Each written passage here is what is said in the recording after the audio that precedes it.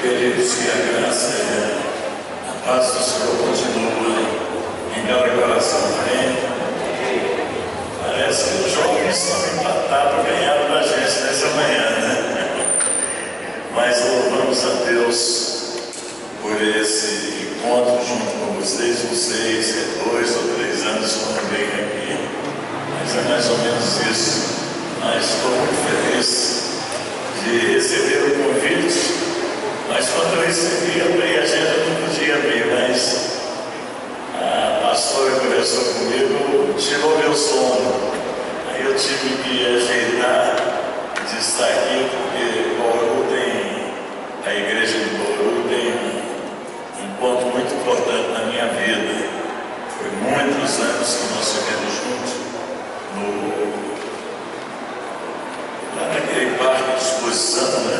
Nós seguimos junto com o pastor Léo muitos anos, creio que mais de 20 anos. E a aliança é muito forte quando nós temos compromisso com Deus, com o corpo de Cristo, e também com mentores e líderes que fazem parte da nossa segurança espiritual e ministerial. Então eu alcancei isso aqui em Bauru, pastor Léo, com outros pastores, pastor Júlio e muitos outros que têm se integrado. Então a gente conserva esse vínculo que edifica, consola e fortalece a nossa vida. Eu queria ter chegado um pouco antes para mim ouvir também os preleitores que me antecedem, né? Mas hoje nós tivemos a separação. O Luizinho já vi que ele é muito dinâmico, muito espertos, mas eu estava lembrado, acho que foi a penúltima vez que eu vim, ainda estava aqui o nosso amado pastor Léo, e eu vim com a doutora Tânia, e não amanhã, foi de noite. Ele avisou que no outro dia ia ter a doutora Tânia falando para as mulheres e eu falando para os homens, e o tema seria na lata. Eu não me esqueço, mas depois ajuntou nós dois para fazer na lata com o grupo todos juntos. Então a gente tem muita memória, lembranças edificativas, maravilhosas desse tributo a Jesus. Então vou ler o tema que está escrito aqui, de Apocalipse 1, versículo 5, a parte B. Mas vou ler o versículo inteiro. E da parte de Jesus Cristo, que é fiel testemunha, o primogênito dos mortos e o príncipe dos reis da terra, aquele que nos ama e o seu sangue nos lavou dos nossos pecados. Pai, nós te exaltamos, te glorificamos nessa manhã, crendo no poder e na dependência que temos do Espírito Santo 100% em nossa vida. Precisamos da revelação, precisamos do discernimento, precisamos da sabedoria, da inteligência, para deixar que o Teu Espírito faça uma grande obra em nossas vidas, abrindo os nossos olhos espirituais, abrindo os nossos ouvidos espirituais, dilatando o nosso coração para fazermos como Davi, guardar a Tua palavra no nosso coração para não pecar contra Ti. Abençoa-nos, dirige-nos, como também os jovens que estão sendo separados com o pastor Luiz, que a bênção de Deus nos alcance e se multiplique em nossa vida, em nome de Jesus. Amém. Aquele que nos ama e em seu sangue nos lavou dos nossos pecados. A experiência do sangue de Cristo, eu creio que cada pessoa que se converte, cada pessoa que tem uma experiência com Deus, ele vai ter uma experiência inesquecível. Eu creio que a coisa mais difícil na vida dos cristãos é passar vou dizer, dentro de 1 hora das 24 horas que você não clame pelo sangue de Cristo. A não ser que eu sou uma pessoa diferente, mas em muitas coisas que no dia a dia, quando eu vejo, eu estou clamando: o sangue de Jesus tem poder sobre a minha vida. Eu não sei com vocês, mas a minha experiência, desde que eu me converti com o poder do sangue, é muito forte, porque eu estava meditando agora há pouco quantos hinos e corinhos que nós tínhamos e quantos hinos ainda tem em cantores, em livros de música cristã, que fala sobre o sangue. Hoje nós não escutamos tanto como nós escutamos no passado. Hoje nós não cantamos tanto como cantava no passado sobre o poder do sangue. Mas a marca do sangue para mim foi quando, no dia 24 de maio de 67, quando eu terminei de aceitar Jesus. Muitos conhecem meu testemunho. Eu tinha saído do presídio 2 anos e 2 meses e 5 dias quando eu me converti. Eu estava ajoelhado, chorando, quando o presbítero ministrou na minha vida. Quando eu levantei, ele me deu a mão e falou comigo assim: a paz do Senhor Jesus. Eu perguntei ele: o que é isso? Eu não sabia. E ele me respondeu: Jesus é o príncipe da paz. A partir de hoje você tem paz, e você pode cumprimentar os irmãos com a paz do Senhor. Então, quando eu era delinquente, eu era executivo, que vinha para mim, eu executava. E como essa experiência no negativo, ela também pode vir para o positivo. E quando ele diz: pode cumprimentar os irmãos, na mesma hora eu saí dando a paz do Senhor para todos que estavam na minha frente, no entendimento que ele é o príncipe da paz, e agora ele está em mim, eu tenho paz e posso cumprimentar os outros por essa paz. Depois o entendimento: se entrar no lugar, se ter a paz e não houver filho da paz, a sua paz voltará para você. Então, esse princípio.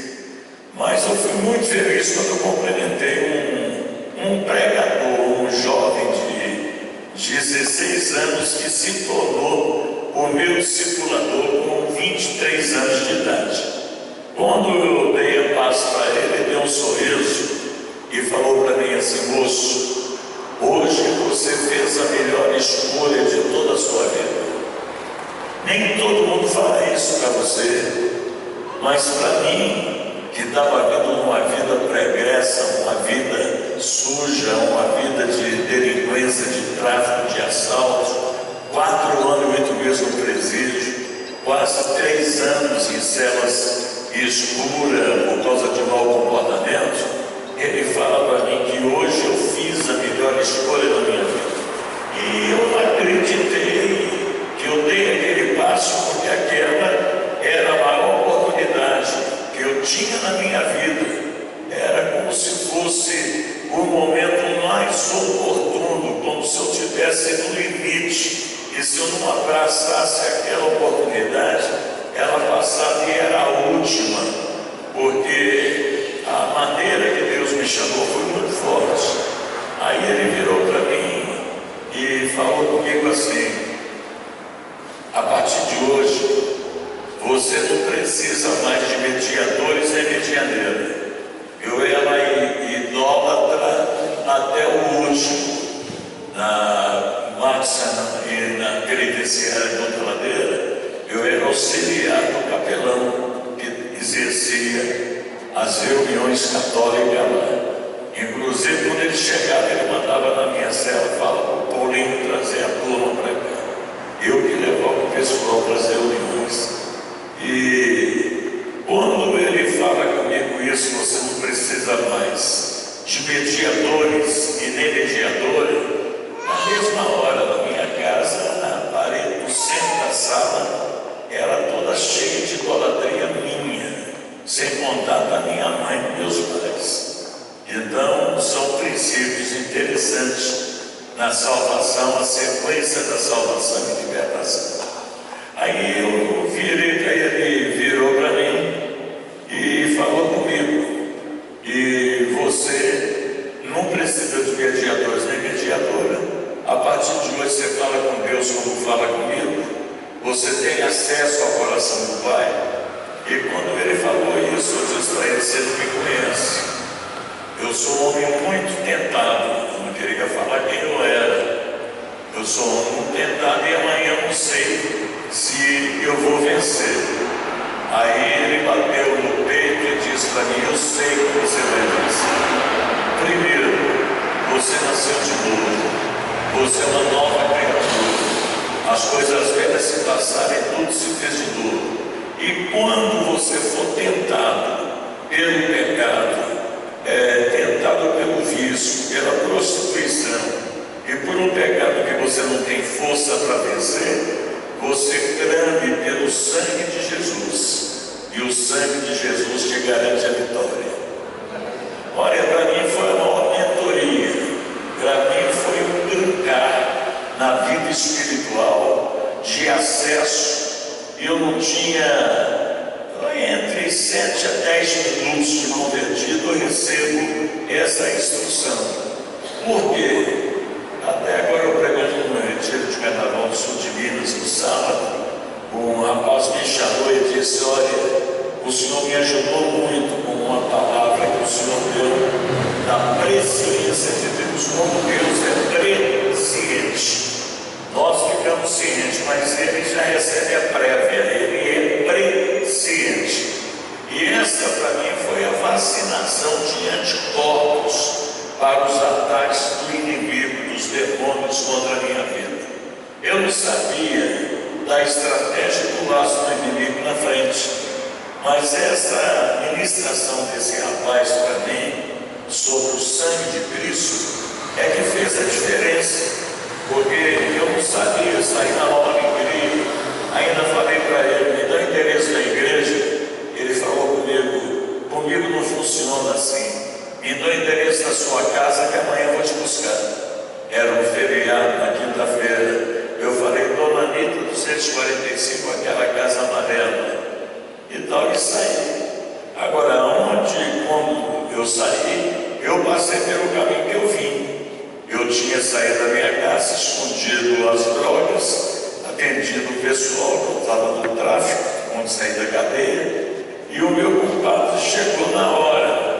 E bombaseado desse tamanho, e eu pressentia, disse: Paulinho, toca fogo nesse baseado. Eu pressentia. Eu virei para ele, eu olhei e falei para ele assim: eu nunca mais coloco essa porcaria na minha boca. Aí ele tomou um choque: nunca mais coloco essa porcaria na minha boca. Ele falou: que é isso, Paulinho? Eu falei: hoje eu aceitei Jesus, sou crente. Ele falou: mas você pode ser crente, mas não precisa deixar as coisas de uma vez. Você tem que deixar aos poucos. O diabo também trabalha com a homeopatia de querer te ensinar a fazer as coisas aos pouquinhos, né? Eu conheço uma libertação radical. Eu conheço cura, libertação, transformação. E por causa dessa experiência, na hora que ele falou isso comigo, ele disse: eu nunca mais coloco essa porcaria na minha boca, porque o sangue de Jesus Cristo tem poder na minha vida. Então, se você, hoje eu tenho uma página no Face, que eu coloco só a palavra de Deus, nada mais, o prático na prática. Se você não põe no prático na prática, você é um zero à esquerda. Deus não está procurando observadores, Ele está procurando praticantes da sua palavra. Essa palavra tem que se tornar, o verbo tem que se tornar carne na nossa carne. Quando eu li João 1:1, no princípio era o verbo era Deus, o verbo estava com Deus e o verbo habitou entre nós. Eu já fui nos Estados Unidos mais de 20 vezes, eu não falo inglês, você sabe disso. É um milagre a minha viagem por todos os países onde eu vou. Mas uma palavra que eu andava com o Walkman, AM Cable, AM esquecia tudo. Mas uma palavra que eu aprendi foi inbox, dentro.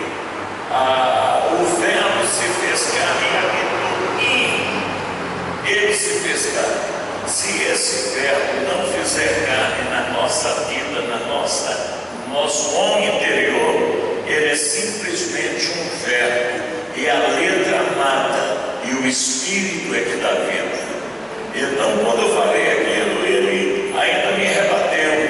Ele virou para mim, mas é uma coisa, você é dependente químico, e na hora que vem a crise de abstinência, aí eu quero ver você arrastando para tomar mais uma picada, tomar mais uma dose. Eu falei assim: olha, eu nunca mais me arrasto, eu não vou ter dependência química e nem vou ficar arrastando atrás do poder das trevas. O sangue de Jesus Cristo tem poder na minha vida. Agora, quando eu falei isso, ele tremeu. Eu peguei o saco de droga, botei debaixo do braço e entrei na minha casa. Agora, quando eu entrei, eu sempre entrei pela porta da cozinha, tinha um banheiro externo, abri o saco de droga, porque eu acho que quando eu entrei era o lugar que eu passava, e Satanás deve ter falado assim: esse é um filme que eu já vi, ele passa aqui, faz isso, e depois vai dormir. Cheguei, a primeira coisa que eu fiz, rasguei o saco, comecei a pegar as pelotas de maconha, jogava no sanitário, dava descarga e gritava: o sangue de Jesus tem poder na minha vida. Eu não tinha 25 minutos de convertido, mas eu recebi esse verbo que se fez carne na minha vida. O sangue de Jesus tem poder na minha vida. Quando eu entrei dedicado com a parede da minha idolatria, já botei a cadeira, subi, disse tudo, levei lá fora, quebrei, peguei um lindial, toquei fogo, por causa de uma palavra. Tem evangelhos que ainda guardam os baús aí da antiguidade, memória dos mortos e outras coisas, mas por causa de uma mentoria de um jovem discípulo verdadeiro, de 16 anos, que Deus colocou no meu caminho para trabalhar no meu caráter, trabalhar na minha fé, trabalhar me dando direção. E ele começou com a chave mestre: o sangue de Jesus Cristo tem poder na sua vida. Fui lá, acabei com tudo, entrei, peguei uma caixa de sapato cheia de seringa de vidro, que eu usava muito, levei lá no cimento, virei, sapateei, quebrando. Agora, tudo aquilo que eu fiz foi clamando o sangue de Jesus na minha vida. Eu espero que você tenha esse entendimento, que não é somente uma expressão, é um poder do mundo espiritual. O sangue de Jesus é eterno, o poder dele é eterno, ele é vivificado na vida da igreja, daqueles que crê nele. Eu poderia dar testemunho de livramentos incrível nesses 47 anos que eu ando com Jesus, e mostrando que é o poder do sangue. Então aqui eu volto, aquele que nos ama. Então nós vemos que o sangue foi derramado pelo amor. Eu tenho meditado muito sobre o amor, e sobre o amor eu tenho preguei umas 3 mensagens esse mês para a liderança, mostrando sobre o amor. E só para dar um resumo, eu tenho pregado que o amor está acima da profecia, da visão, da revelação, do discernimento, da ciência, da cura divina. Agora, um amor interessante dentro do capítulo 13, eu leio a Bíblia os 40 e poucos anos, e esse ano que Deus me deu essa revelação. Lá está escrito: ainda que eu fale a língua dos homens, dos anjos, e não tiver amor, não serei nada. É como o sino que bate e retine. Então, não adianta nem mesmo profetizar. Pode profetizar, mas se não tiver amor, é zero, não vale nada. Você pode servir até revelar o o CPF dos outros e fazer os outros aí pulando por aí, porque eu ouvi o CPF. Mas se não tiver amor, não vale nada. Pode falar em mim, conhecer a ciência, os mistérios. Se não tiver amor, não vale nada. Pode oferecer o seu corpo a ser queimado, e pode oferecer a sua fortuna, a sua riqueza. Se não tiver amor, não vale nada. Essa foi sexta-feira, eu peguei no sul de Minas. Eu falei, desses 47 anos eu nunca vi um crente milionário chegar e dizer aqui, eu tenho $1 bilhão aí de dólar para fazer a obra de Deus. Nunca vi. E nem 5 bilhões, 3 bilhões. Mas se ele fizer e não tiver amor, não valeu nada. Nada. Aí depois vem ainda falando. E quando eu descobri isso, eu coloquei o amor acima de todas as coisas. E quando você coloca o amor sobre todas as coisas, é o amor que nós conhecemos pela revelação da palavra, o amor ágape, não é o eros, não é o filéu, é o amor mesmo de Deus, puro, genuíno, verdadeiro. Agora, quando chega naquela área, o amor tudo sofre. Eu conheço profetas, eu conheço pessoas com muitos dons, atributos, mas quando vem a prova, vem a luta, vem as dificuldades, muitas vezes eles saem até do caminho, eles não suportam. Mas o amor é sofredor.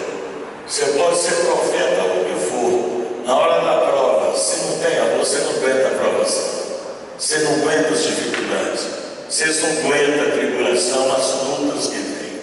Então o amor tudo sofre, o amor tudo crê, o amor tudo suporta.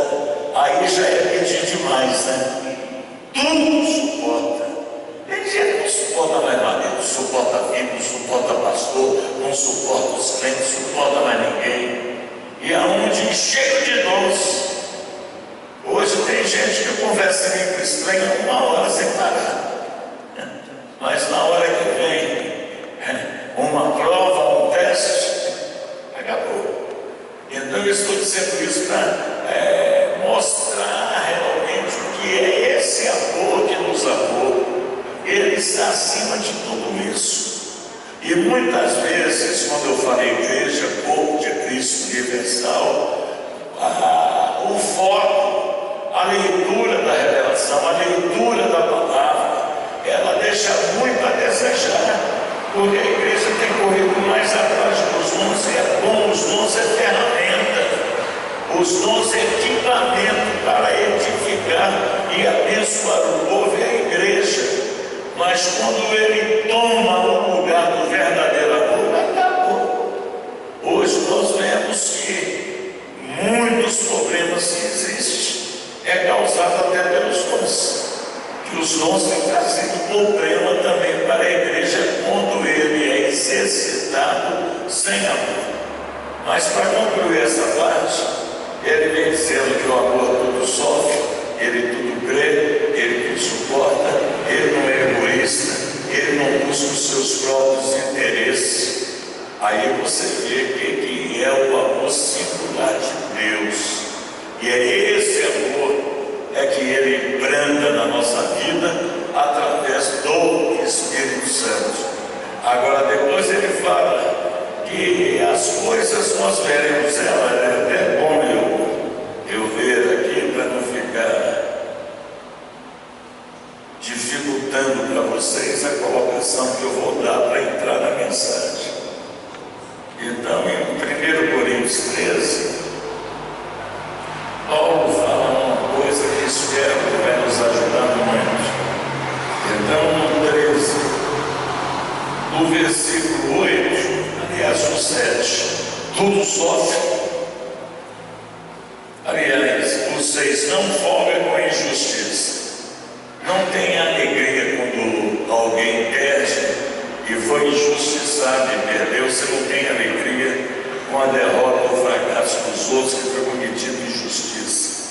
Mas se alegra com a verdade. O amor tudo sofre, tudo crê, tudo espera, tudo suporta. O amor nunca falha. É um preço muito alto. O amor nunca falha. Nós falhamos, mas o amor não falha. Nós podemos realmente falhar, mas havendo profecia, serão aniquiladas. Havendo língua, cessarão. Havendo ciência, desaparecerá. Porque em parte conhecemos, em parte profetizamos. Mas quando vier o que é perfeito, então o que é em parte será aniquilado. Agora presta atenção. Quando eu era menino, eu discorria como menino.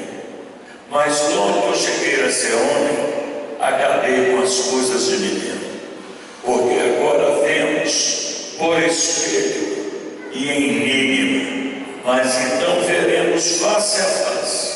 Agora conheço em parte, mas então conhecerei também, sou conhecido. Agora, pois, permanece a fé, a esperança e o amor. Essas três, mas a maior desta é o amor. Eu quero ser boca de Deus, boca da Bíblia, profeta da Bíblia para vocês. Coloca esse amor acima. Eu continuo, Deus querendo me usar em profecia, Ele usa. Se Ele quer me usar, como diz Paulo, em língua estranha, eu não falo como Paulo, que Paulo diz, fala língua estranha mais do que todo mundo, eu acredito nisso. Então, mas se não tiver amor, não tem valor nenhum. Hoje os povos ocupam espaço no mundo inteiro, mas Ele tem que ocupar mesmo. Deus quer que nós tenhamos, mas nós precisamos de ter o pudor coberto pelo amor. Eu fui numa convenção pentecostal uns 30 anos atrás, preguei em Manaus. Foi eu e uns 3 pastores muito conhecidos. E numa manhã como essa, nós estávamos ministrando em 3 e Deus nos levou a ministrar naquela manhã sobre arrependimentos, porque arrepende, confessa e deixa, alcança misericórdia, quebrantamento. Eu estava até com um rapaz da Argentina que morou na minha casa há 3 anos, aprendi muito com ele. Era um rapaz que passou e não tinha lugar, eu adotei ele. Hoje é um líder muito abençoado no Brasil e fora do Brasil. Ele estava falando de quebrantamento. Se você se quebranta, é você cair sobre a rocha. E você ser quebrantado, é a rocha cair em cima de você. Então você escolhe. Você vai se quebrantar ou vai deixar ser quebrantado? E foi mais ou menos nessas ministrações que antes de nós fecharmos, o povo começou a vir voltar. Ficando assim, não tinha jeito. Vieram chorando e tal, e Deus movendo. Lá atrás uma senhora começou a falar língua estranha. Na hora que ela começou a falar, vocês me desculpem, quem me conhece sabe que eu sou assim mesmo. Eu pensei assim, falei, a língua é estranha, mas a tonalidade, para mim, essa senhora, ela é meio nervosa. Eu pensei que a maneira que ela falava era meio nervosa. E depois ela começou a trazer para o português. E gritou, meu servo, se você não for à frente se consertar, eu vou te quebrar todinho, pedaço por pedaço. Aí eu puxei o pastor e falei, o que é isso? Esse não é o Deus glorioso. Você conhece esse Deus que quebra pedaço por pedaço? Eu conheço um Deus que conserta pedaço por pedaço. Por isso eu estou inteiro aqui. Se não fosse o amor dele, eu não estaria aqui. Então nós vemos quando aconteceu, terminou. Aí eu perguntei, os meninos, filho de um diácono, amigo meu que eu gosto muito, um homem, um testemunho tremendo, idoso. Aí eu perguntei, e seu pai? Não, papai não deu para mim não. Eu falei, sua mãe veio. A minha mãe é aquela que tem dom de profecia, que estava profetizando. Eu falei, ela em casa. Aí o menino olhou, o rapazinho olhou para o outro. Falei, uma jararaca lá em casa. Eu falei, então eu tive discernimento daquela língua brava, veloz. Aonde que está o amor? E hoje nós não temos muitas vezes discernimento para ver o amor nos bons. Temos visto muitos bons às vezes, não vim aqui como juiz, eu não sou juiz. Mas o amor está acima de tudo, irmãos. Acima de tudo que você pensar, o amor está acima, esse amor de Deus. E é com esse amor que Ele nos amou e nos salvou pelo seu sangue. Esse é o princípio que nós temos. Agora, voltando lá, aquele que nos ama, agora ficou melhor, né? Eu falei, nos amou, então passou, né? Eu tive muita dificuldade, conhece minha limitação de estudo, sabe que eu sou um mau moralzão da vida, mas eu estou aprendendo o que é singular, o que é plural, o que é passado, presente e futuro. E aqui ele está dizendo, aquele que nos ama e em seu sangue nos lavou dos nossos pecados. Agora, quando eu recebi o tema, eu falei, Deus, aonde que eu vou para isso aqui agora? Aí fiquei meditando, e o Espírito Santo começou a me lembrar textos.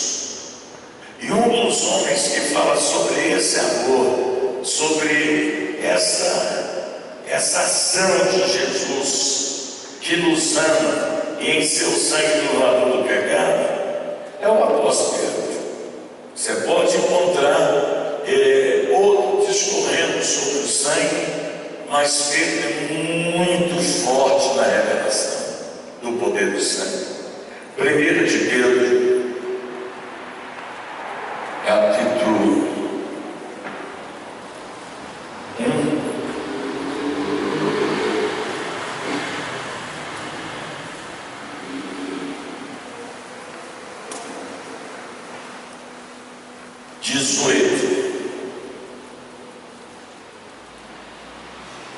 E depois 19.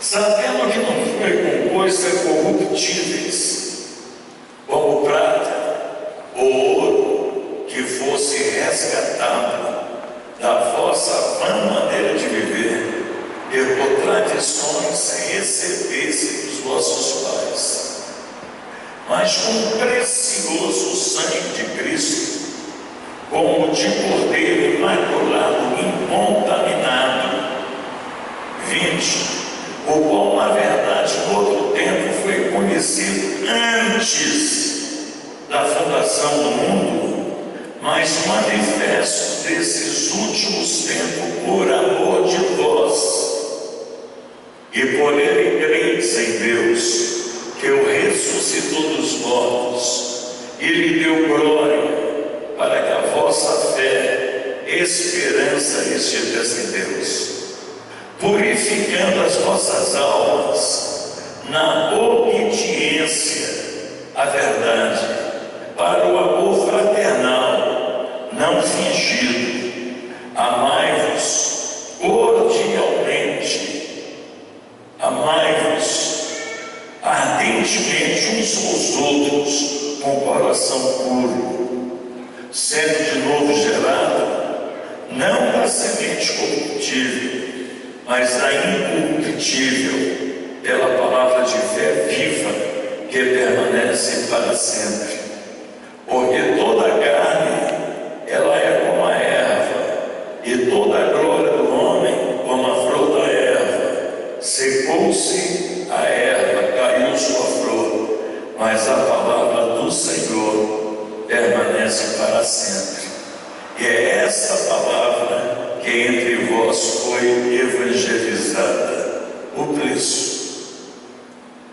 morreste sabendo que não foste comprado com ouro e com prata, para ser resgatado da maneira vã que vivia por tradição dos vossos pais, mas com o precioso sangue de Cristo, como um cordeiro imaculado, incontaminado, o qual, na verdade, em outro tempo, foi conhecido antes da fundação do mundo, mas manifesto nesses últimos tempos, por amor de Deus.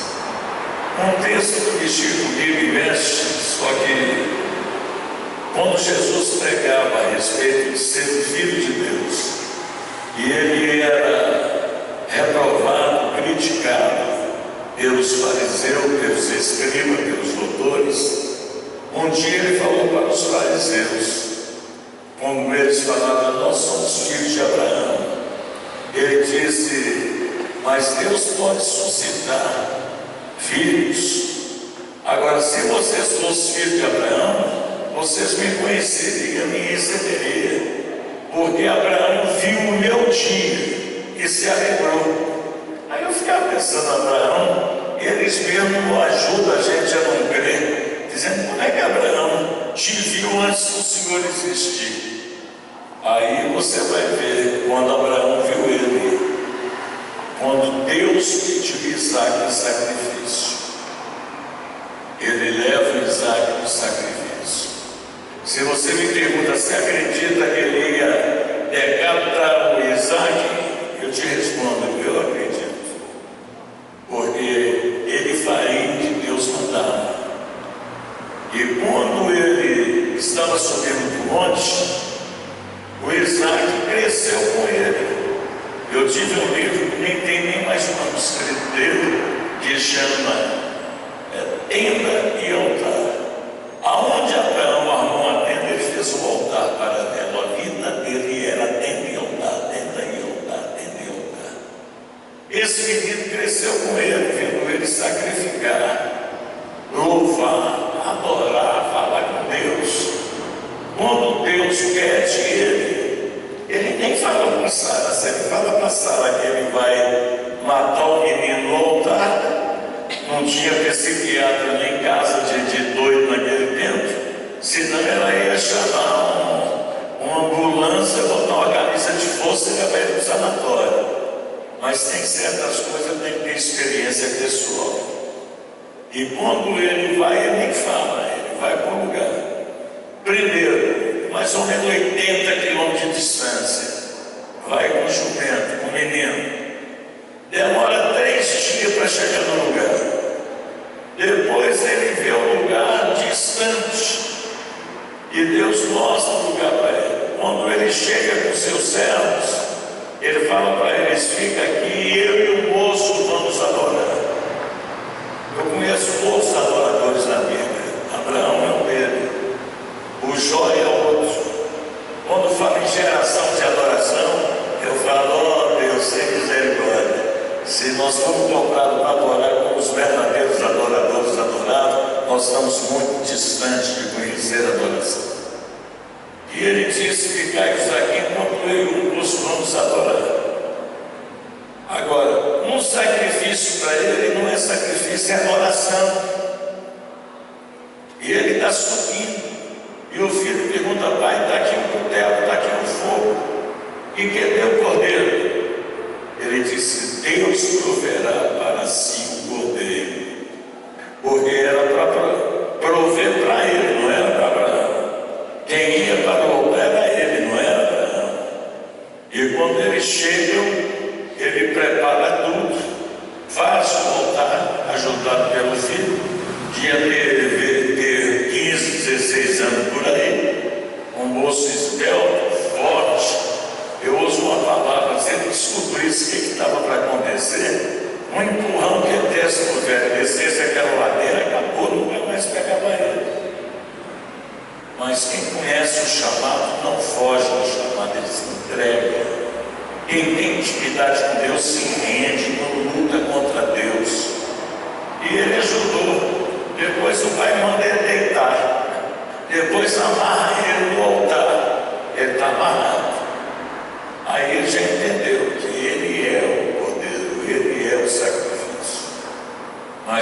Pai levanta o terno, o céu abre e Deus fala: Abraão, Abraão. Ele para também, eu principalmente sou emotivo, eu sou precipitado, tem que ter do espírito tração nas 4 rodas para frear, porque senão avança o bebê, porque se não tiver, passa por cima. Mas na hora que ele gritou Abraão, Abraão, ele freou nas 4 rodas e gritou: eis-me aqui, Senhor, não te faça dano algum ao moço. Presta atenção. Agora eu sei que tu me amas. É uma prova. Agora eu sei que tu me amas, porque tu não me negaste o teu único filho. Por que não declarou amor quando ele deixou pai, mãe, terra, parentela e foi para um lugar que não conhecia? Por que não falou que ele, como homem que foi o primeiro dizimista na história da Bíblia, não falou: agora eu te amo? Mas quando ele viu que era melhor, era o único que poderia disputar com Deus o lugar dentro de Abraão, era Isaac. E Abraão estava cedendo espaço mais para Isaac do que para Deus, e Deus não aceita isso. A glória dele, ele não dá para ninguém. Agora eu sei, porque tu não me negaste o teu único filho, aquele que tu amas.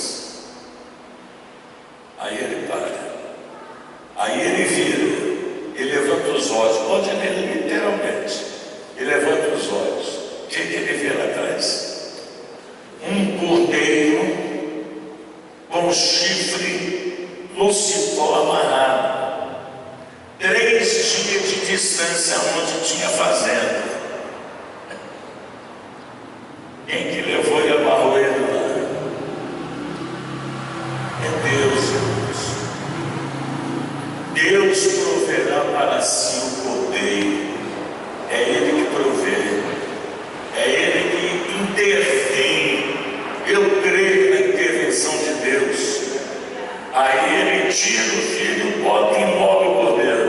Ali Jesus está falando: Abraão viu o meu dia, bom dia, quando Jesus foi imolado, e por amor derramou o sangue dele, para nos eternizar com ele na vida eterna, e para ter o DNA, porque antigamente a gente nem sabia o que era DNA, meus irmãos.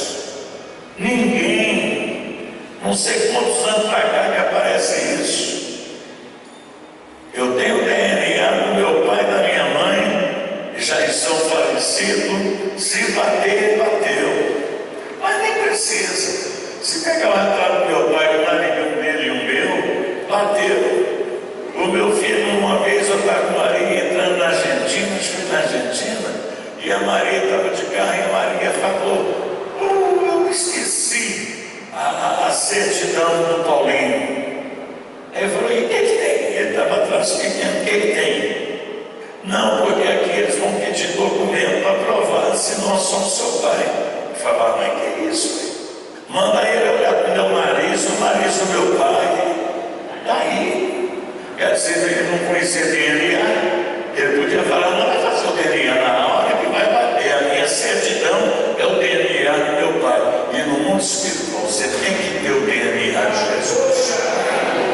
Você tem que conhecer este poder na sua vida. Você tem que valorizar, a sua fé tem que crescer. Você tem que ver o nível que Deus te chamou. E Jesus falou: Abraão viu o meu dia e se alegrou nele. E aqui em Apocalipse, ele está dizendo: aquele que nos ama até hoje, ele nos ama e nos amará. Esse amor é eterno. O que ele planta de nós é para eternizar. E em seu sangue nos lavou dos nossos pecados. Quem é que crê que um clamor pelo sangue funciona? Eu não sei se você tem essa liberdade, ou tem essa fé, ou tem essa crença. Eu, nos perigos materiais, nos perigos de viagem, perigo em avião, perigo em embarcação, perigo no carro. Parece automático. Quando eu fui abrir a recuperação na Sardenha, na Itália, Deus nos abençoou e era a minha primeira viagem. E antes de ir embora, eu tive que ir em Castelo Amaro de Stabia, um pastor muito querido que queria que eu jantasse com ele. O horário estava apertado, eu falando para ele, pastor Escarado, tem que andar, Roma está longe, eu tenho horário. E não, mas o carro está preparado e tal. E quando saímos, aquele tempo eu não conhecia carro da 180, 220, né? E na hora que o cara saiu comigo, o motorista recomendado e reconhecido, e um carrão pegou a autoestrada. Quando ele fazia a curva com 160, 180, eu já estava cravando pelo sangue. Mas teve uma hora que deu um estouro, e eu gritei: o sangue de Jesus Cristo tem poder. Ele pagou na hora, o que deu estourou. Eu não sei nadar, morei 6 anos no Amazonas.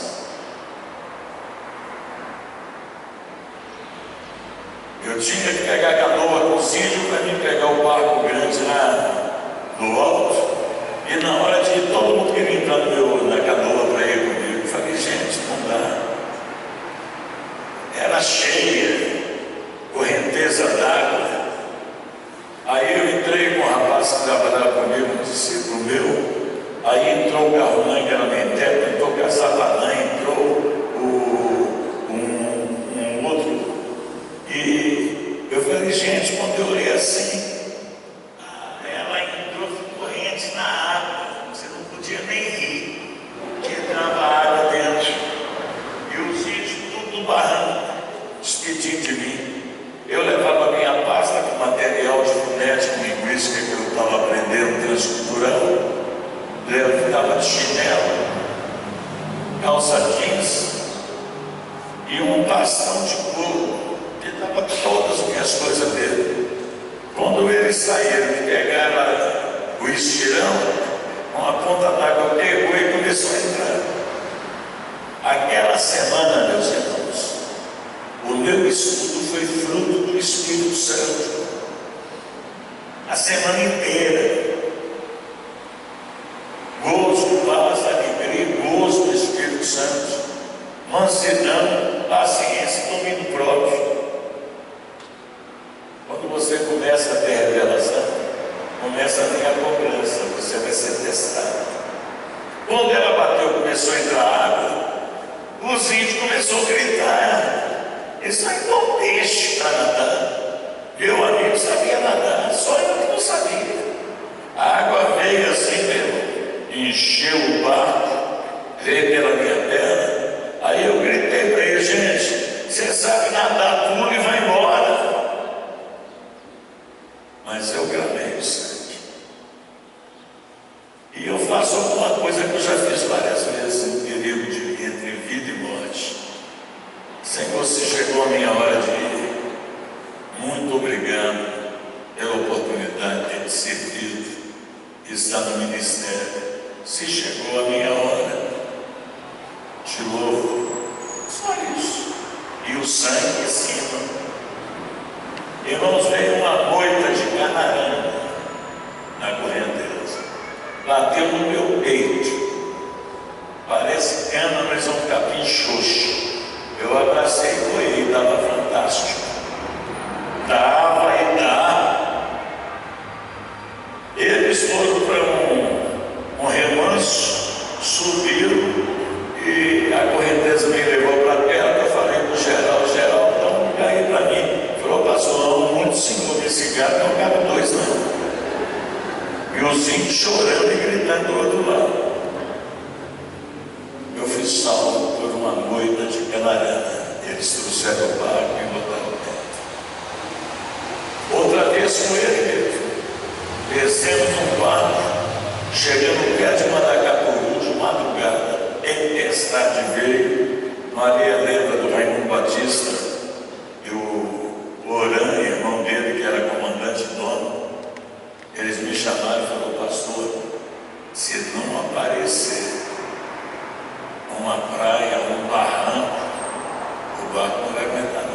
28 toneladas de borracha.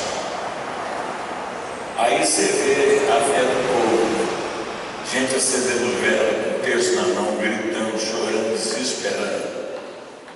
Eu fui para a polpa do mar, segurei, só via relâmpago, bate, subindo e descendo. A mesma oração, chegou a minha hora. Eu te agradeço pelo teu tempo e meu ministério na terra.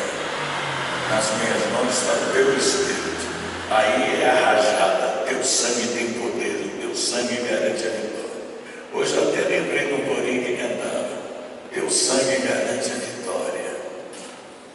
Eu fui comprado, né, por um preço precioso, e esse preço foi o sangue derramado lá na cruz.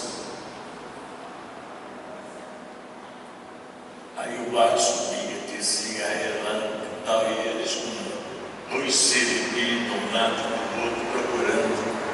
Passou um pouco, o rapaz de cima gritou: me encerra lá. Meteram o bico do barco, nós fomos. Primeiro que não chegou a hora, e outra que o poder do nome e do sangue de Jesus funciona. Dê valor a esse poder. Você vê que esse valor muitas vezes tem um crente que está tirando o valor dele, porque depois da salvação, o marco do maior mandamento de Cristo para a igreja, para a gente nunca mais esquecer desse poder, está na ceia.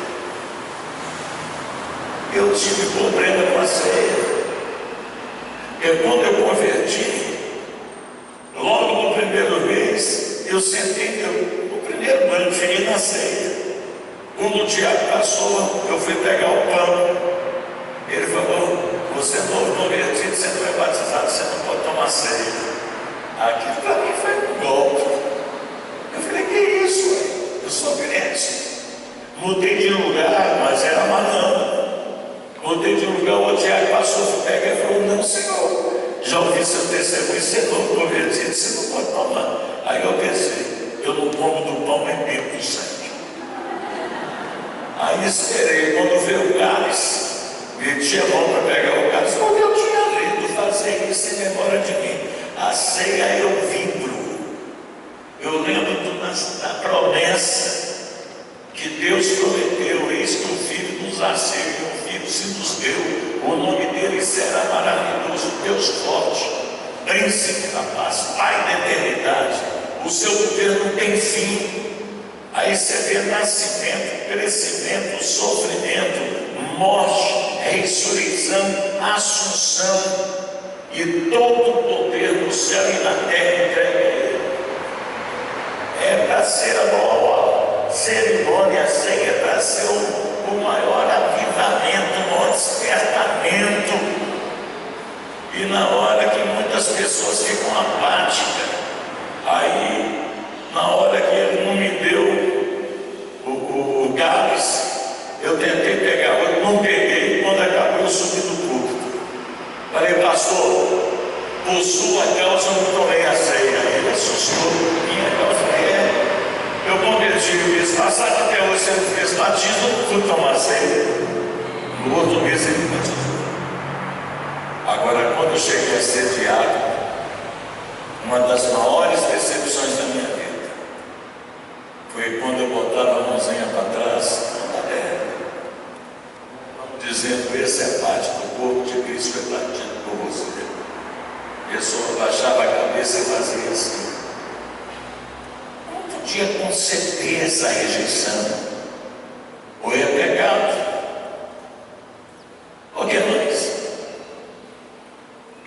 que impede uma pessoa de ter comunhão com a ceia do Senhor, que é para mim uma das maiores celebrações da igreja. E na hora você vem com cálice, porque eu, quando estou em trabalho de líder, eu lembro do meu diaconato. Aí eu peço a um amigo meu: me dá uma bandeja para mim. Eu gosto de chegar, apresentar e dizer: esse é o cálice da nova aliança no sangue do Cordeiro. Fazer isso em memória. A pessoa está baixa, E às vezes faz assim. Se ele esse texto do tempo, por ter nos amado, ele nos comprou com o seu sangue. E hoje há um desvalor na ceia. Tem lugar que enche, mas se for contar os ausentes, depois acompanhar, vai descobrir aquele que Paulo fala: uns estão fracos, uns estão doentes, outros já morreram. O sangue de Cristo continua vivo. Eu gosto de uma palavra do Paulo Canuto, meu filho na fé, e ele fala assim: Deus aceitou o sangue de Jesus Cristo, que foi apresentado para nos resgatar do pecado. Deus aceitou. Deus, ele usa uma palavra assim: Deus separou, santificou o sangue dele e foi aceito por Deus para nossa remissão. Eu vou em lugares às vezes que quase todos os lugares estão tomados na ceia, mas tem lugares que é uma tristeza. A maior parte de muitos crentes não vem mais na igreja. O poder do sangue de Cristo tem sido até pouco pregado. Esse tema é um desafio para até desafiar nós pregadores nesse tempo. E muitas vezes ele fica encostado. Mas Deus está restaurando nesse congresso aí o poder que há no sangue de Cristo, o valor que ele tem, como o amor acima dos nossos. O sangue dele está acima de tudo, porque já foi aceito por Deus antes da fundação do mundo. Quem crê nisso? Eu creio. Na presciência, Deus preparou tudo aquilo. E agora Pedro vem dizendo que nós somos comprados, resgatados da nossa vã maneira de viver, que por tradição recebeste de vossos pais, não foi ouro nem prata, mas com precioso sangue de Cristo, como cordeiro imaculado e incontaminado. Eu uso a palavra do poder do sangue de Cristo como a moeda corrente no mundo espiritual para pagar um resgate. Satanás prendeu, ele tomou, agora ele recebeu o poder, ele tinha a chave da morte do inferno, estava na mão dele. Agora ele não pediu ouro, ele não pediu prata. Ele lá no capítulo 4 de Lucas, na tentação do deserto, ele fala que foi entregue a ele esse poder. Mas ele tentou derrubar Jesus de todo jeito. Jesus venceu ele pela palavra. Primeira coisa que ele tentou derrubar Jesus, eu creio que ele conhecia Jesus, porque ele era lá de cima, era aquele meio ungido. Ele disse: se tu és o Filho de Deus, olha como é que Satanás trabalha com dúvida. Jesus não fez prova não, transformou essa pedra em pão, e Jesus foi usando a palavra: nem só de pão viverá o homem, mas de toda a palavra que procede da boca de Deus. Ele veio: se tu és Filho de Deus, salta daqui, está escrito no Salmo, ele dará a ordem: não tentarás o Senhor teu Deus. E foi vencendo na palavra. Só Lucas que fala isso, no último versículo da tentação. E acabando o diabo todas as tentações, ausentou-se dele, esperando o momento oportuno. Ele trabalha com oportunidade, com legalidade, não podemos dar. Agora, na hora da negociação, ouro não comprava a nossa alma.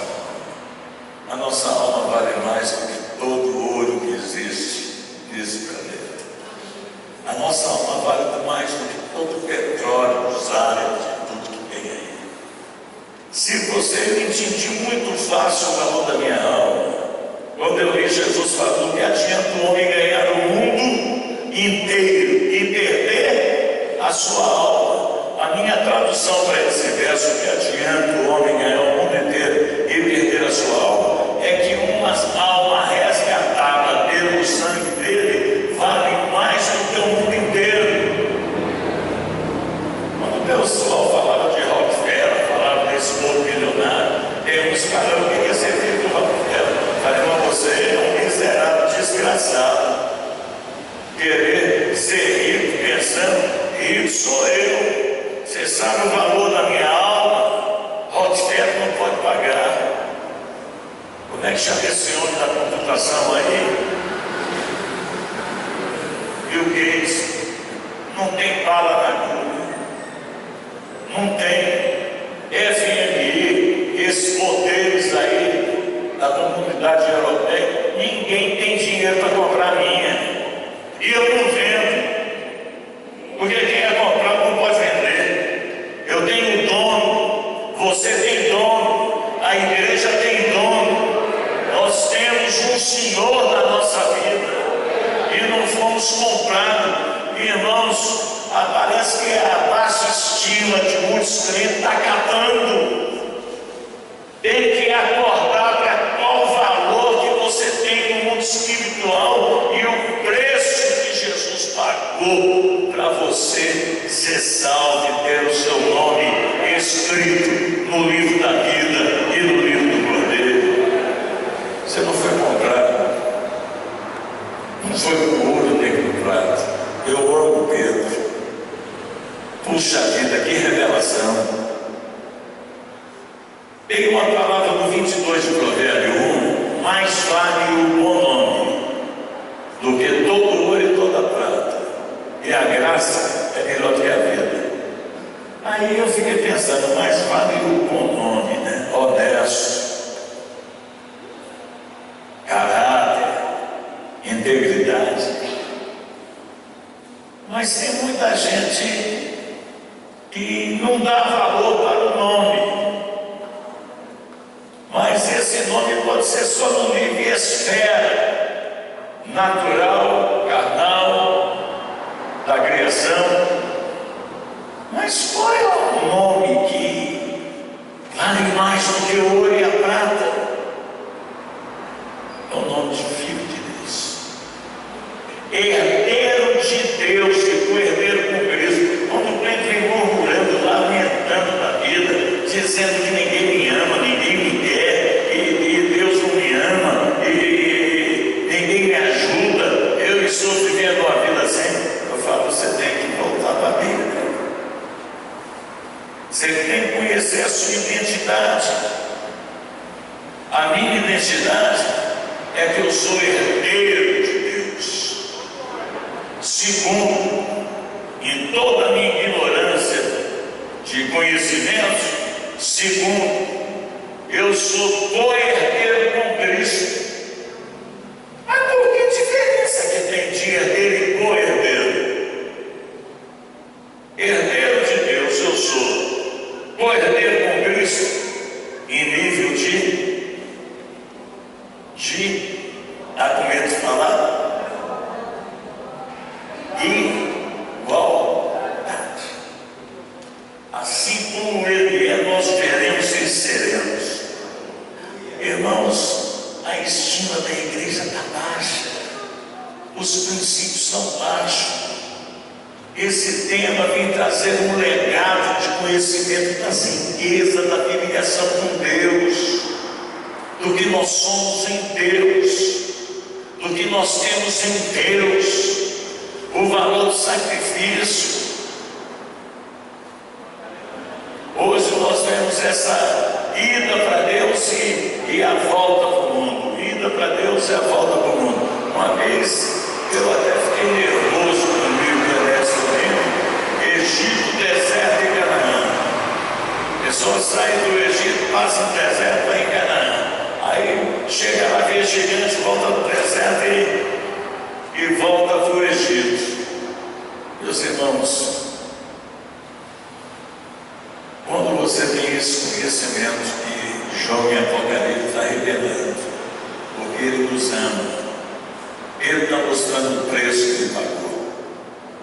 Nós temos que mudar a história da através da nossa fé. E começar a ter princípios de perseverança, aquele amor acima dos dons, o amor acima dos sofrimentos, o amor acima das provações. E se nós prismamos por esse lado, a gente vai crescer. As lutas não vão acabar, o problema não vai acabar.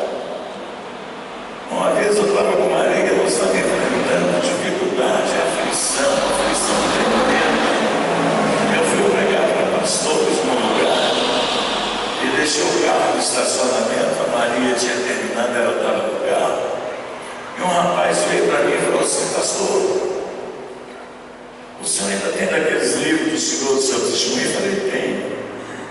Olha, o senhor poderia me dar um? Eu estou trabalhando no penitenciário aí, atendendo os presos. Eu falei: não posso, mano, no carro eu tenho. Abriu o porta-mala, tirei uma caixa e dei para ele. Aí ele olhou pela janela e viu a Maria lá dentro. Era simples. Falou para ela assim: eu não me esqueço. Ela esqueceu, não esqueço. Ô irmã, se Jesus falasse que no mundo tereis aflição, era fácil, né? Era uma só. Mas ele disse que no mundo tereis aflições. É muita. Mas tem de bom ânimo, ele venceu por nós. Vai embora, para a casa de livro. Tem gente que tem uma aflição, esquece do poder do Senhor. Esquece do sacrifício, esquece que somos herdeiros, esquece que somos co-herdeiros, esquece que nele já somos mais do que vencedor.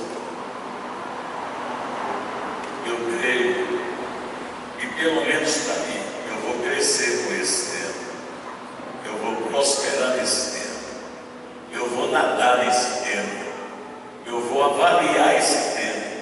Eu vou despertar pessoas para esse tempo, desse amor que nós precisamos ter. Agora, já que eu estou em Pedro, não sei quantas vezes que eu vou ministrar aqui ainda, né? Então eu tenho que fazer também uma economia para os outros ministérios que vai ter. Mas abre aí, está perto aí, 1 Pedro 2.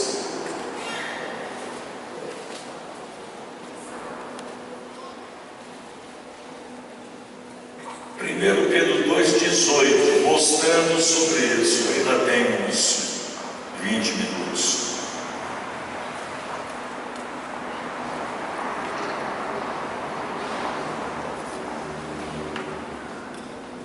Vós servos, sujeitai-vos com todo o temor aos senhores, não somente os bons e humanos, mas também os maus. Porque é coisa agradável que alguém, por causa da consciência para com Deus, sofra agravos, padecendo injustamente. Poxa, esse tempo parece meio doido, né? Mandando a gente entrar numa dessa aqui. Sabe por quê? O modelo dele é Cristo, o modelo da igreja é Cristo, o espelho da igreja é Cristo. Você vai ver isso aqui. E ele está falando naquele tempo, nós não conhecemos nada, conhece pela história de monarquia. Nós não somos do tempo dos reis. Eu não conheço monarquia. Nós não conhecemos senhorio, aonde houve escravidão. Nós não passamos escravidão no Brasil. Eu estou trabalhando no norte da África, estou voltando agora dia 26 de fevereiro. Aí eu topo ainda com alguns velhos lá que foram escravos. Ou conto a história de seus pais e avós escravos. Nós não fomos. Eu tenho até uma frase do hino nacional que eu tenho medo dela estar entrando na igreja, que eu não gosto dela. Quando canta ela, eu pulo ela. Deitado em berço esplêndidos, zona de conforto.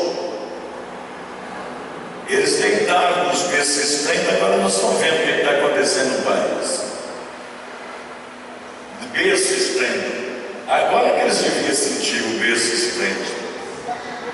Mas Pedro está dizendo, porque coisa agradável verso 19, que alguém por causa da consciência para com Deus sofra agravo, padecendo injustamente. Quem é que por pelo Espírito Santo demonstrando que injustamente está testemunhando do caráter, do poder de Deus e do modelo da vida de Jesus na nossa vida?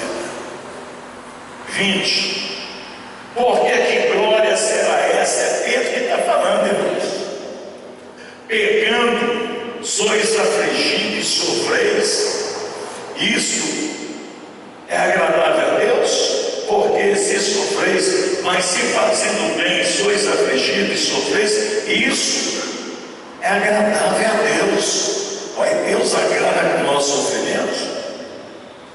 Deus agrada com injustiça. Deus agrada de sermos afligidos, sofrendo. Está dizendo que isso é agradável a Deus? É.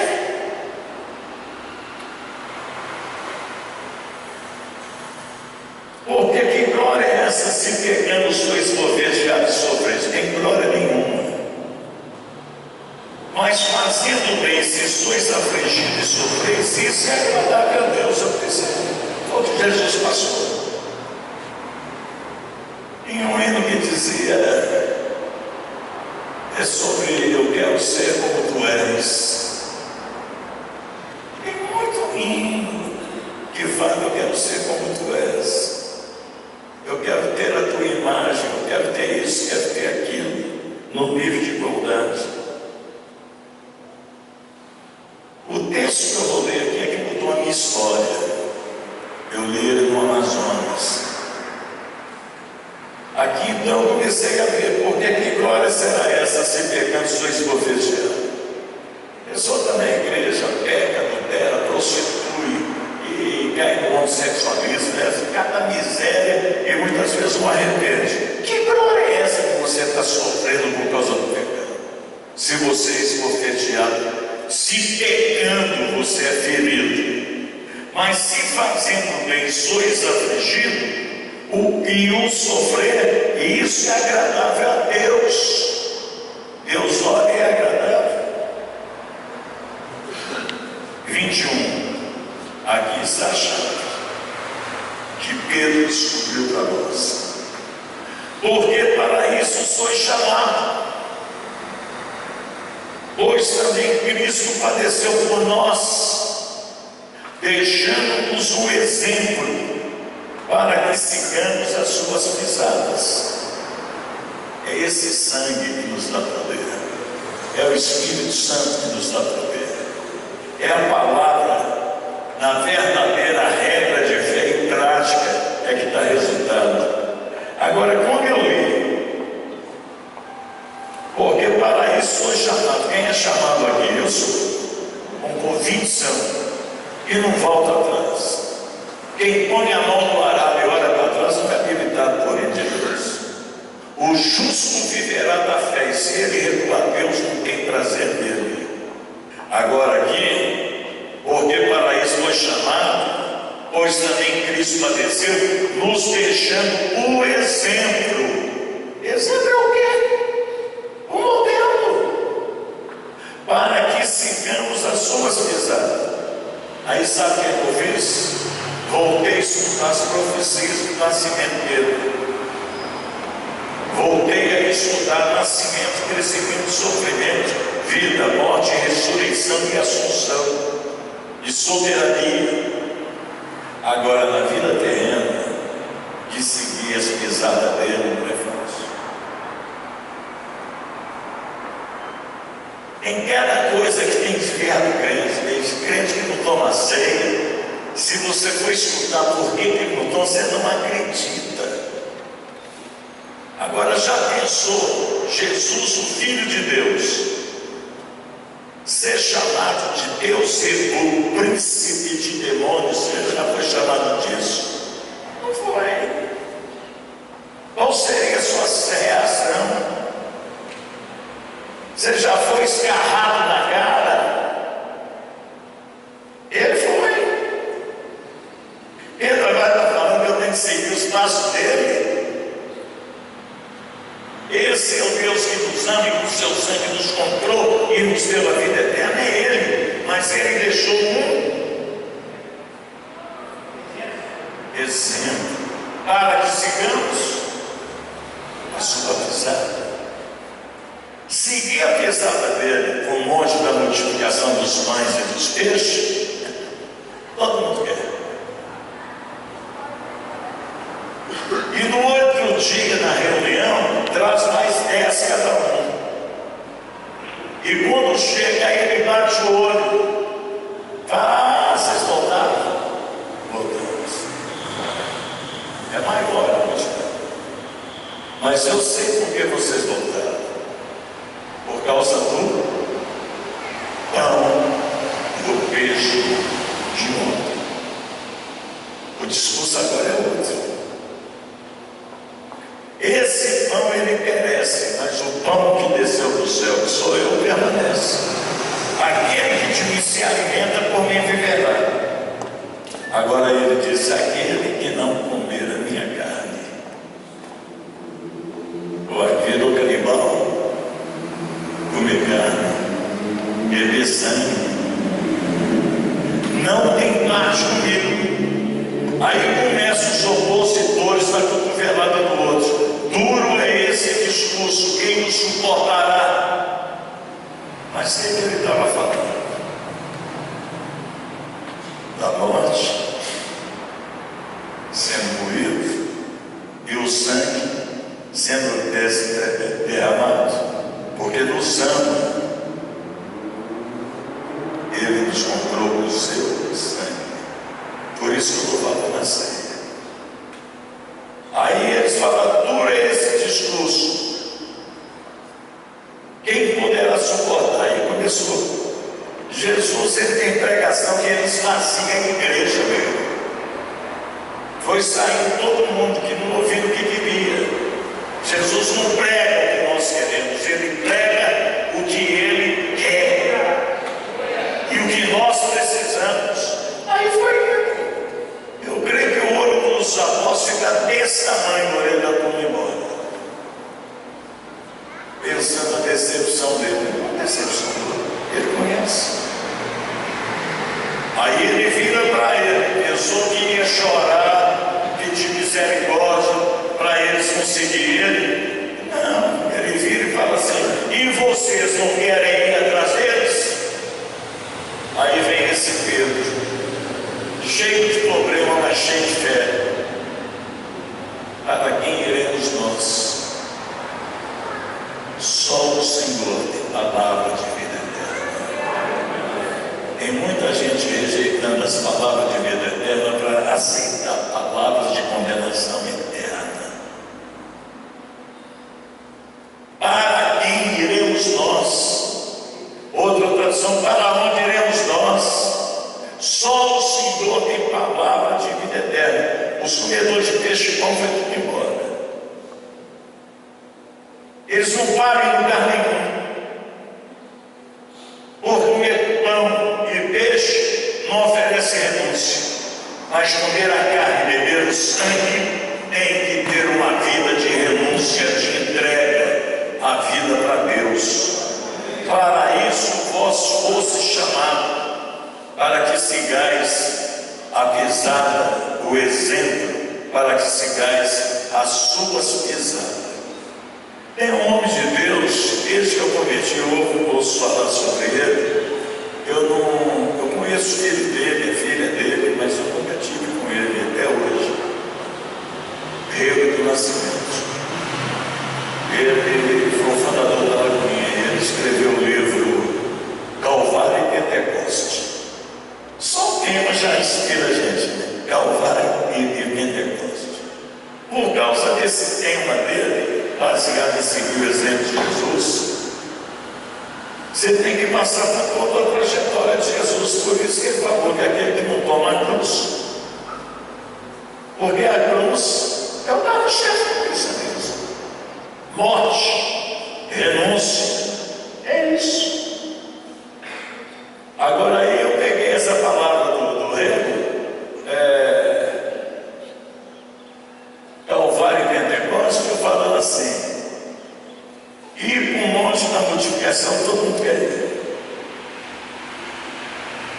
no movimento de cura divina e libertação, todo mundo quer ir. Na hora que chega na hora de ir para o Getsemane, aí tem um problema, porque no Getsemane tem sangue. Ou não tem sangue no Getsemane? O rosto dele de suor virou o quê? Gotas de sangue. E para quê? Para colocar 3 vezes a mesma coisa para Deus. Que não seja a minha, mas a tua vontade. Não faça a minha, mas a tua vontade. 3 vezes Deus não respondeu. Ele entendeu. Mas o sangue já saía dele. É o pré-calvário. É quando está no Getsemane. E que ali você morre. Para não fazer mais a sua vontade. Para fazer a vontade dele. Mas tem sangue. Quando chega no Calvário é uma aula. Cuspido, escarrado, desprezado. E tem um poder que muitos rejeitam, que é o poder do perdão. Todo arrebentado, dizendo: Pai, perdoe-os. Eles não sabem o que faz.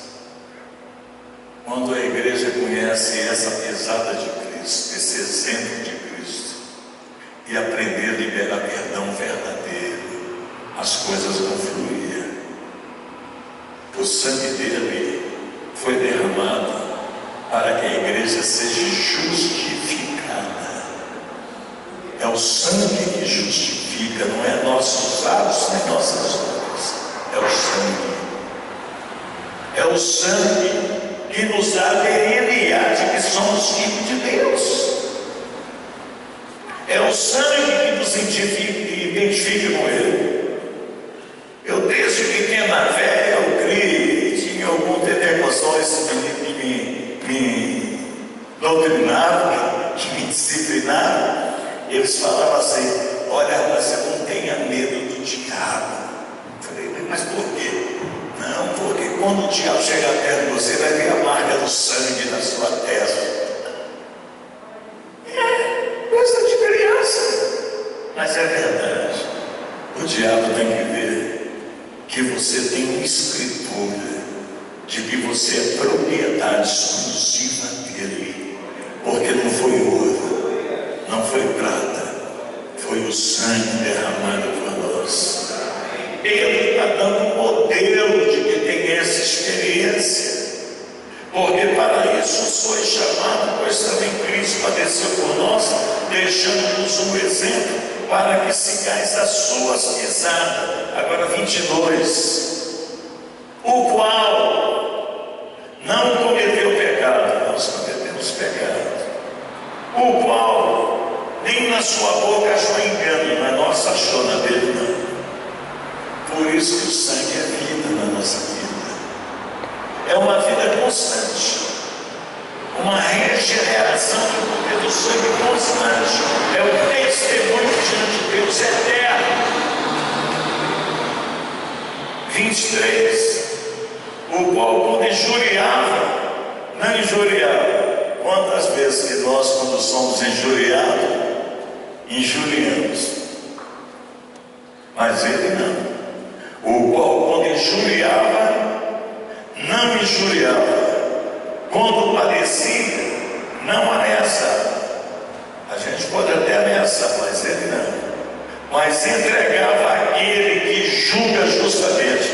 Essa é a maior retórica que Pedro dá na convenção dele, na intimidade dele, dos valores espirituais dele. Ele falando que agora com ele é o seguinte: quando vem essas coisas, ele aprendeu com Jesus. Quando parecia, não ameaçava, mas entregava aquele que julga justamente. 24. Levando ele mesmo em seu corpo os nossos pecados sobre o madeiro,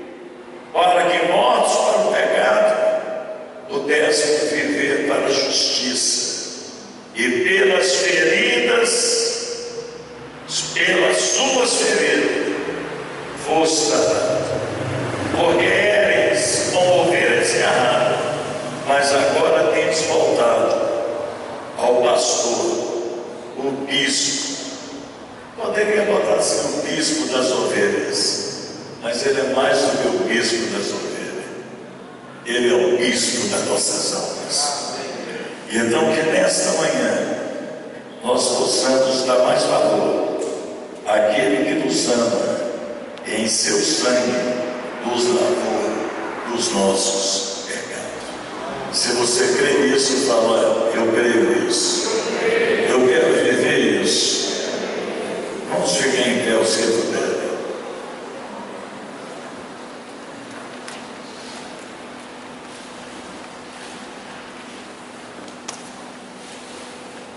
Às vezes a gente se lembra, né?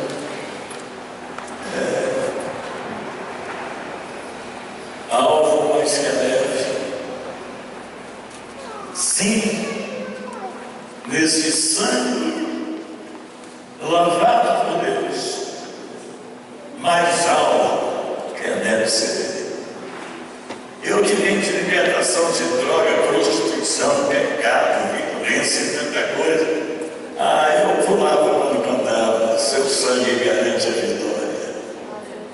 Eu fui comprado por um preço muito alto, muito grande, e esse preço foi o sangue derramado lá na cruz. O pessoal fala de restauração, de tanta coisa, prega sobre renovação de tanta coisa, prega sobre nova geração de tanta coisa, mas aqui está uma geração que não precisa ser movida a manivela, ela precisa ser movida através da fé e da prática. Aquele que nos ama e em seu sangue nos lavou do nosso pecado. Eu ainda tenho 3 minutos. Uma das mensagens que me chama a atenção é quando Jesus saiu do deserto, que ele declarou, quando entra na sinagoga, eles não leram o livro de Isaías 61, e ele declara na sinagoga: o Espírito de Deus está sobre mim, na profecia de Isaías. E depois ele fecha o livro e entrega para o assistente, porque ele já era. Foi aonde eu entendi. Todo mundo fala que aqueles 18 anos ele não aparece na Bíblia, foi para o Tibete, foi para isso, foi para aquilo. Não, mas como é que ele sai do deserto, vai lá? Como era o seu costume? Esses 18 anos ele estava ali. O assistente entrega para ele o livro do profeta, porque ele chegou. Ele lê, ele declara: hoje se cumpriu essa profecia. Qual é a unção? Uma pessoa falou comigo: ora para mim, seu Jesus. Tipo, qual unção? Tem uma missão para evangelizar, para libertar os presos, para libertar os cativos, para anunciar o ano aceitável da salvação. Essa é a unção de Jesus. E quando ele sai, ele vai para o lugar. Está escrito assim: e o Espírito dele estava sobre ele para curar. Então alguém que estava assim na sinagoga ficou de olho nele: esse homem tem um dom de cura, esse homem é poderoso. E ele vai numa reunião, ou na casa lá, e os primeiros a chegar e encher a casa foram os fariseus, escribas e doutores da lei. Quando 4 homens vêm, com um paralítico deitado na cama, que é coisa de doido, os fariseus já tomaram o lugar. Os mestres, eles não puderam entrar. Agora um deles é mais doido do que os doidos. A única maneira de você entrar é subir no telhado, fazer um buraco e descer na cara dele. Geograficamente, o cara devia ser um engenheiro, um cara que entendia disso, porque marcou direitinho, abriu direitinho, botou a cama no nariz de Jesus. Aí Jesus olha para cima, eu acho bonito isso. Eu vivo com o meu Jesus, o nosso Jesus. Ele olha para lá, olha para o paralítico, olha para cima, olha para a plateia de incrédulos, doutores da lei, sábios em si mesmos, fala assim: e ele vendo a fé deles. Quer dizer, o auditório não tinha fé, quem tinha fé é eles. Agora Jesus vê a fé através da sua atitude, dos seus atos, da sua tomada de posição. Vendo a fé deles, disse: homem, perdoados estão os seus pecados. Agora aqueles de lá falam: poxa, a mensagem que ele pregou é de cura. A revelação foi que o Espírito está sobre ele, vai curar. A gente faz uma bravura dessa, sai de casa, carregando o cara, sobe no telhado, desce. Agora ele fala que perdoados são os pecados. Por quê? Porque ele queria cura. Mas ele tem uma coisa que cura também. Eu tenho descoberto que perdão de pecado também traz cura. Ele declara: homem, perdoados são seus pecados. Aí começou os fariseus a cutucar o outro, estava baixando. Quem é esse que blasfêmia? Quem é que pode ser perdoado pecado, senão Deus? E Jesus, conhecendo o pensamento deles, diz: porque cogitai em vós. Porque ele estava dizendo que era impossível. Quem é esse que blasfema? Chamou o perdão de blasfêmia. Porque ele não pode perdoar pecado. Ele pode perdoar pecado, é só Deus. E Jesus vira para ele e diz: para que saiba que o Filho do Homem tem poder na terra para perdoar pecado. Eu te digo, homem, faça a sua cama e vai para a sua casa. Depois pegou a cama, botou na cabeça e vai embora. O perdão cura. O perdão sara. E esse preço do sangue traz muitos benefícios para nós. Mas o maior benefício que ele traz, porque ele nos amou, é o poder do sangue que ele derramou na cruz por nós. Que nessa manhã eu venho acrescentar, eu não sei que os outros que me antecederam devem ter sido muito usados por Deus, e eu falo que eu senti uma carga, meu pastor, com esse tema, mas me ajudou muito, porque primeiro eu prego para mim, depois que eu prego para vocês. E hoje o sangue de Jesus para mim, ele tem um significado da minha convenção, mas ele traz um significado hoje para a minha maturidade para de vocês. E a ceia vai mudar a história de vocês, pastores, da igreja de vocês, pastores. Esse é o significado do poder que há no sangue de Jesus. Nós vivemos de aliança, nós vivemos de entrega. Não sei como é que tem sido os ateus aqui desde sábado, mas eu gostaria de encorajar, porque eu estou encorajado, e nesse encorajamento eu gostaria de ler o capítulo 12 de Apocalipse,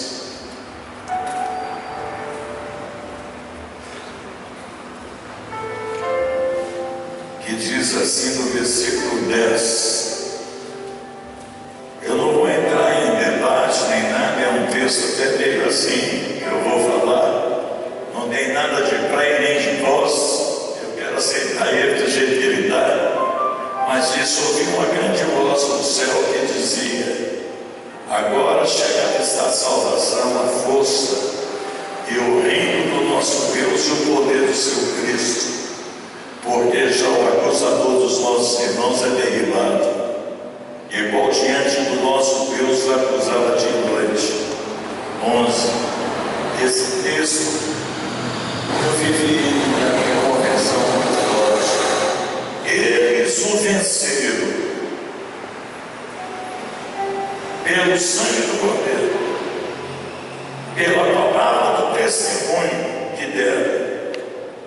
e não amaram as suas vidas até a morte.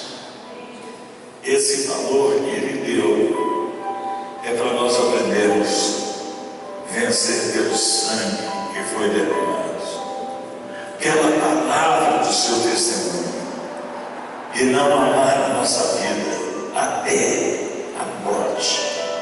Esta é a proposta de Apocalipse 1:5b. Pelo amor que Ele teve. Eu fico até sem jeito de fazer um apelo, porque faz tanto apelo para renovar a aliança, é isso? Não. Muito apelo para quem tem praticado é continuar praticando. E quem não tem tido essa prática é começar a praticar hoje. Quem tem ensinado, continua a ensinar. E quem não tem, começa a ensinar. Fortalece o seu ministério, o seu rebanho que Deus confiou a você, nesse valor do poder do sangue. Eu quero convidar os que quiserem vir, eu quero fazer uma oração aqui para frente. Dentro desse sentido, eles o venceram pelo sangue do Cordeiro, pela palavra do testemunho que deram, não para de testemunhar, e não amaram a sua vida até a morte.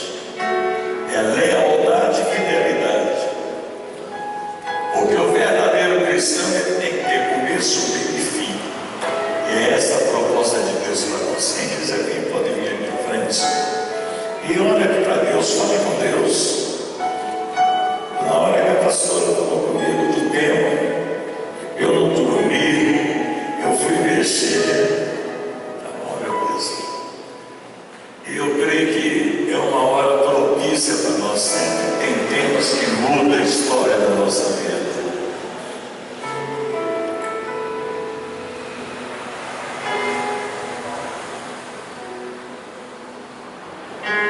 Os que estão no auditório, eu sei que vocês têm a bênção de Deus, vocês entenderam a palavra de Deus. E se tem alguma coisa que te motiva, vem para cá, vem para frente. Se você essa palavra você está levantando, lembrando de alguém, você vai ser canal de bênção para trazer outros para essa revelação, para essa visão. Pode vir.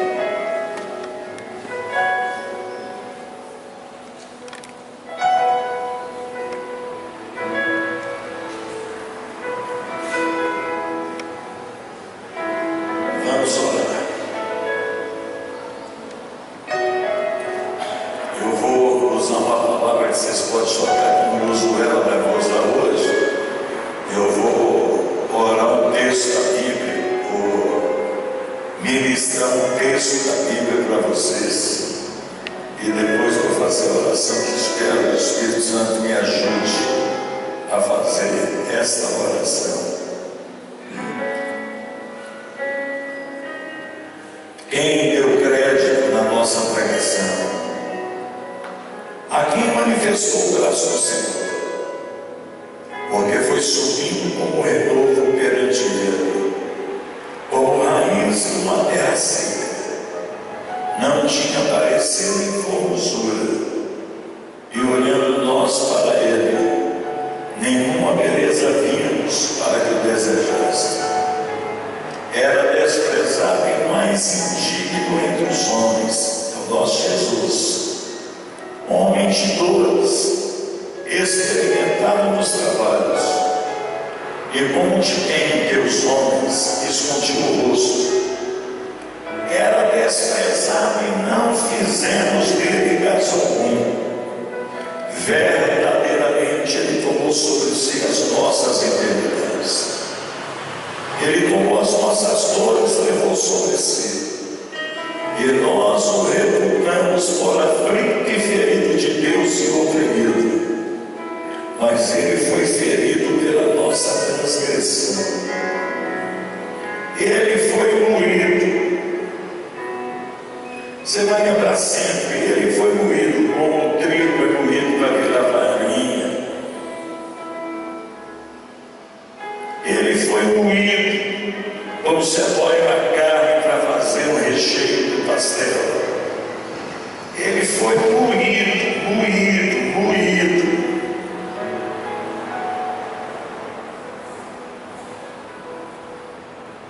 Ferido pela nossa transgressão, moído pelas nossas iniquidades. O castigo que nos traz a paz estava sobre ele, e pelas suas pisaduras, suas feridas, sangue derramado, fomos sanados. Todos nós andávamos desgarrados como ovelha, cada um desviava pelo seu caminho, mas o Senhor fez cair sobre ele a iniquidade de nós todos. Não sobrou um, de nós todos. Ele foi oprimido, mas não abriu a sua boca. Como o cordeiro foi levado ao matadouro, como ovelha muda perante os seus confiadores, ele não abriu a sua boca. A opressão e do juízo foi tirado, e encontrará o tempo da sua vida, porquanto foi cortado da terra dos viventes. Pela transgressão do meu povo ele foi atingido. Ele foi atingido por mim, por você, por nós. E puseram a sua sepultura com os ímpios, e com o rico na sua morte, porquanto nunca fez injustiça, nem houve engano algum na sua boca. Todavia, o Senhor agradou moê-lo, fazendo-o enfermar. Quando a sua alma se puser por expiação do pecado, verá sua posteridade, prolongará os dias, e o bom prazer do Senhor prosperará a sua mão. O trabalho da sua alma ele verá, e ficará satisfeito.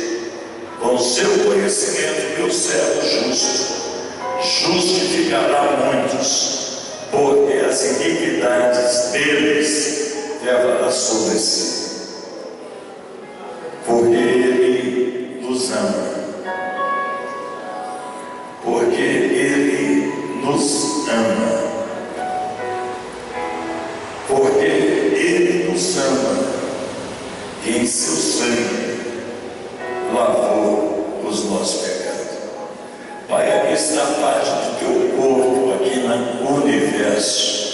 Aqui está líderes, liderados, famílias representando famílias. E nós chegamos nesta manhã para te agradecer, o Senhor que nos ama, e em seu sangue nos lavou dos nossos pecados.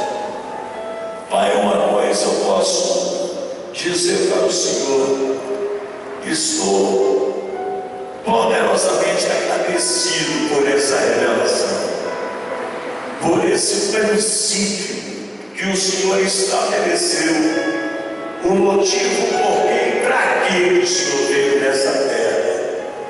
Porque o Senhor nos ama, para nos salvar, para nos lavar no teu sangue. Aqui está os membros do seu corpo.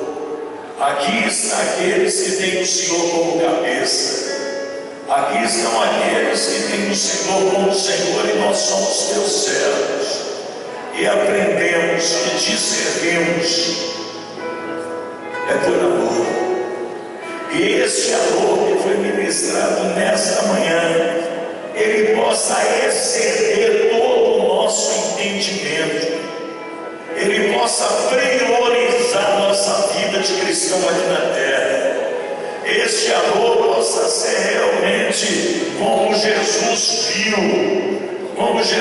viu, a fé daqueles 4 homens e aquele paralítico para ser libertado. Que o mundo veja e que o mundo saiba quem nós somos e qual a marca que nós trazemos. O Senhor deixou muito claro, muitos não entenderam, quando o Senhor disse que o mundo nos conheceria por uma motivação muito forte e que muitas vezes ela parece muito resumida. O Senhor nos falou que o mundo nos conhecerá que nós somos discípulos porque falamos língua, porque profetizamos, porque expulsamos demônio, porque somos dizimistas e ofertantes, porque somos pregadores do Evangelho. O Senhor disse que o mundo verdadeiramente saberá que nós somos seus discípulos. E quando diz que seguimos a tua pesada, se nós amarmos os irmãos como o Senhor nos amou. Este amor é que nós estamos revelado, despertado, compromissado de saber porque o Senhor nos ama. O Senhor derramou sangue por nós. E nós podemos mudar as atitudes, comportamentos. Nós podemos ter mudança através deste princípio de dar de graça o que o Senhor deu de graça e de amar como o Senhor nos amou. É um preço muito alto. É um preço, se for em nível, se tivesse um mercado, esse preço é mais alto do que ser profeta, do que ser falar língua, do que fazer tanta coisa. Porque amar como o Senhor amou é só o Senhor, através do Espírito Santo em nós, que pode nos libertar de egoísmo, de sentimentos pessoais, e largar tradições, e largar e quebrar paradigmas de padrões fechados, para poder também nos dar, amando como o Senhor nos amou. Que o mundo nos conheça por esta bandeira. Muitos estão dizendo que está na hora do mundo conhecer os verdadeiros adoradores, os verdadeiros levitas, os verdadeiros apóstolos, os verdadeiros profetas. Mas eu digo que está na hora daí o mundo ver uma igreja que recebeu o amor para dar amor e que tem um modelo único na pessoa de Jesus.